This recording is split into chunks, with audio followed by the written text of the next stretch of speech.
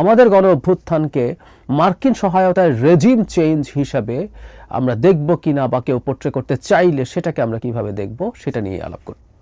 গণ অভ্যুত্থান হয়ে গেছে মার্কিন সহায়তায় রেজিম চেঞ্জ, ঠিক এরকম একটা হেডলাইনে দৈনিক সমকালে একটা ইন্টারভিউর অংশ আমরা দেখলাম যে এটার আরেকটা অংশ পাবলিশড হবে, যারা ফরাদ মাজহারের একটা ইন্টারভিউ এই শিরোনামে পাবলিশড হয়েছে। খুবই গুরুত্বপূর্ণ আলোচনা, আমরা এটাই মূলত করতে চাই। 5 আগস্ট পরবর্তী সময় যারা ফরাদ মাজহার বাংলাদেশের দীর্ঘদিনের খুবই গুরুত্বপূর্ণ একজন পাবলিক ইন্টেলেকচুয়াল চিন্তক বলা হয় তাকে। তিনি তার পলিটিক্যাল থিওরি, তার চিন্তা লেখেন, 5 আগস্টের পর থেকে বলছেন প্রচুর, এবং এই বলার কারণে যেটা হয়েছে এটা অনেক বেশি মানুষের সাথে কানেক্ট করেছে। অনেকগুলো ইস্যুতে তিনি কথা বলেছেন যেগুলো নিয়ে আমি ব্যক্তিগতভাবে আমার দ্বিমত ছিল, সেগুলো নিয়ে আমি আমার দ্বিমত প্রকাশ করেছি, সেগুলোর বিরুদ্ধে আমার যুক্তি আমি উপস্থাপন করেছি। এবার তিনি যেটা করলেন সেটা নিয়ে আমার শক্ত দ্বিমত আছে এবং এটা কথা বলা দরকার। মানে